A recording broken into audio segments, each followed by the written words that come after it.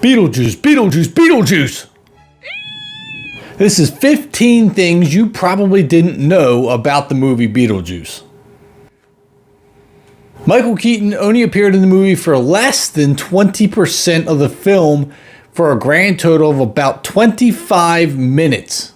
As a result of that, Michael Keaton was only required to be on set for a total of 2 weeks, which is a very short amount of time for a lead actor in a role. Michael Keaton was not a fan of the original design of Beetlejuice. He said it looked too plain. It didn't resemble an old decaying corpse. So all the green moss around his head and neck was an addition that Michael Keaton had added on himself to give the character a little more flair and give him that push over the edge it needed. The original script for Beetlejuice was much darker than the whimsical, comical script that we now fell in love with. For example, the Maitland's car crash in the beginning was supposed to be much more gruesome than it was. And Beetlejuice was supposed to be a very nefarious and unlikable character who was supposed to assault Lydia at the end and not marry her. But Tim Burton saw the potential in this script and what he could do with this movie, so he made the needed changes, and the rest is history. Michael Keaton originally turned down the role for Beetlejuice. Now, Michael Keaton is very picky about the roles that he takes. If he doesn't like the script or he doesn't like the character, he will turn that role down. But Tim Burton met him face to face and convinced him this would be a role he'd be happy with and proud of, and he was right. In the original script, Beetlejuice was supposed to be a winged reptilian demon. Obviously, this is one of the changes that Tim Burton had to make to give us the family-friendly Beetlejuice we now know and love, but a representation of that original creature can be found on top of Beetlejuice's tombstone.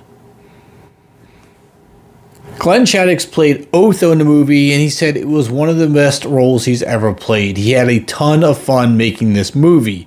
One of the most infamous scenes there is the dinner scene where they all got possessed and danced to the song Deo. Now, at Glenn Shadix's funeral in 2010, as a tribute, they played that same song. Michael Keaton ad-libbed a lot of his roles. Tim Burton gave Michael Keaton a lot of creative freedom to do what he wanted with the character and make up some of his own lines. Now, Michael Keaton is very much familiar with improv since he did start as a comedic actor and improv'd a lot on Night Shift. So Tim Burton realized that ad-libbing was something that came second nature to Michael Keaton and gave him freedom to do so on set. That being said, a lot of his lines were not in the original script. It's something he just came up with off the top of his head. The snake scene was filmed before Michael Keaton was even cast. An animatronic snake was utilized which bore no likeness to Michael Keaton. After Michael Keaton joined up and additional footage was shot, it was decided to use a snake that looked more like Beetlejuice. They actually commissioned a script to be written for a sequel shortly after the original movie. With Beetlejuice being a box office hit, in 1990 Tim Burton hired Jonathan Gems to write Beetlejuice Goes Hawaiian. Yes, you heard right, Beetlejuice is going to Hawaii. The movie would have followed the Dietz's family as they moved to Hawaii and then discovered their company was built on ancient burial grounds. Beetlejuice would be the hero and save the day by winning a surfing contest. I know that sounds crazy, but believe it or not, that was actually the script. Tim Burton originally wanted Sammy Davis Jr. to play Beetlejuice.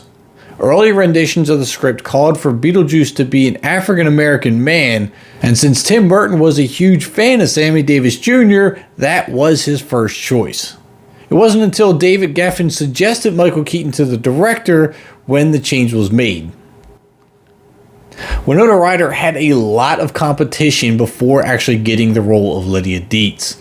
She was facing other talents such as Sarah Jessica Parker, Brooke Shields, Jennifer Connelly, who had all originally turned down the role, which left only Winona Ryder and Juliette Lewis. But Tim Burton decided on Winona Ryder based on her 1986 performance at Lucas. She was only 17 years old when she filmed Beetlejuice. Kirstie Alley was the first choice for Barbara Maitland. Tim Burton tried really hard to get Kirstie Alley to play Barbara Maitland, but she was stuck in a contract for the TV show Cheers at the time. Unable to get out of it, Geena Davis jumped at the opportunity and got the role. Personally, I believe it turned out for the best because I think Geena Davis did an amazing job playing Barbara. Catherine O'Hara met her husband on set of Beetlejuice. Toward the end of filming the movie, Tim Burton suggested to production designer Bo Welch that he should go and ask Catherine O'Hara out. Now, originally, Bo Welch didn't realize that he was even allowed to talk to actors and actresses, let alone ask any of them out. But after Tim Burton convinced him to do so, Catherine O'Hara accepted, and shortly after, they got married. Angelica Houston was also cast as Delia Deetz. However, she had to bail out of production due to an illness. Tim Burton then turned to Catherine O'Hara, who also originally turned down the role.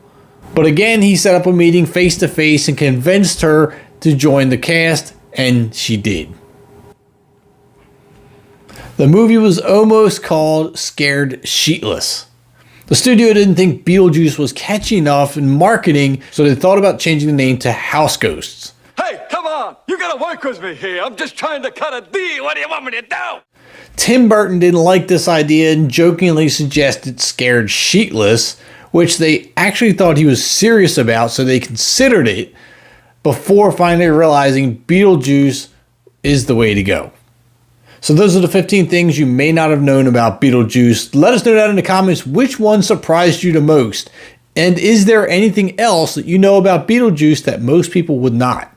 Hit that like button on your way out and that subscribe button if you haven't already. I'm Kevin, and I'll see you at the concession stands.